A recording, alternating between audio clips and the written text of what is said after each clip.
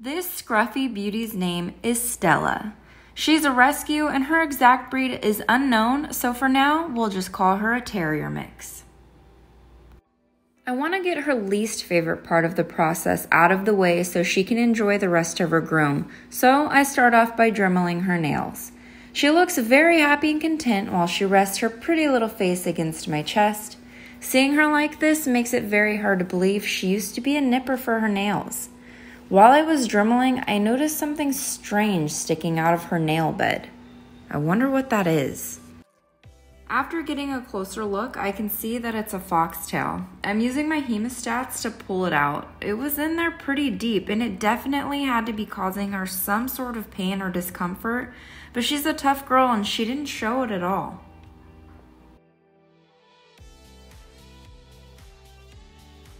I'm double checking to make sure that I got it all and to be sure that there are no more in between any of her toes.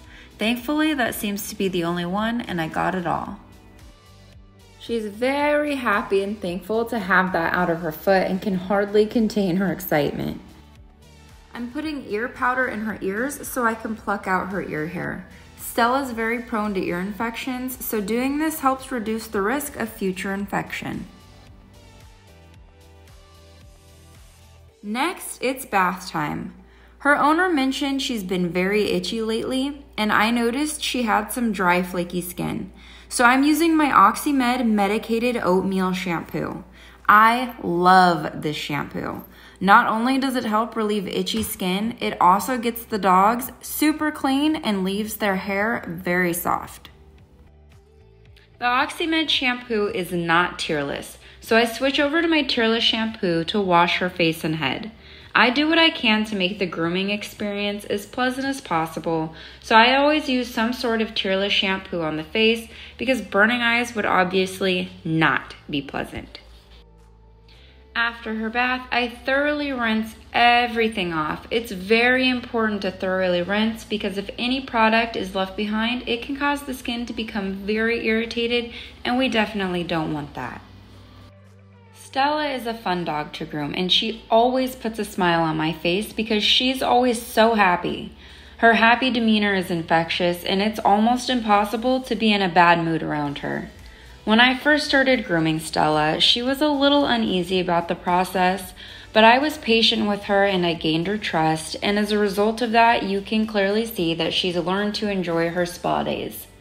Rescue dogs take an extra tender touch because most of them have never been groomed before, and a lot of times we don't know their full story and what they've been through in their lives.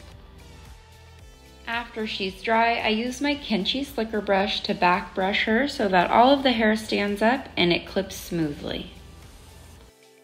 Her owner likes her short, so I'm shaving her using my number 4 attachment over my 30 blade. When Stella is shaved, her beautiful brindle pattern really shows. It's almost like she changes colors when she gets groomed. After her body is smoothed out, I clip out her paw pads, and then I use my 10 blade to tidy things up underneath. She is way too pretty to be a bearded lady, so I use my 2 comb to trim up her muzzle. One of the key things to having a nice end result when grooming is balance. Her body is very short, so if I left her face and head very fuzzy, it wouldn't be a very good balance and it just wouldn't look quite right. She has a little natural mohawk that I love, and I did not want to cut it off, but her owner prefers it gone. I'm not gonna lie though, if she was mine, she'd be rocking that mohawk. I trimmed it off using my 1 comb. Rest in peace, little mohawk. Maybe for Halloween I can talk her owners into letting her be a rock star and leave it. I use my thinning shears to trim off any little scraggly hairs that I missed with my clippers, and then I go around her lips to get the long hairs.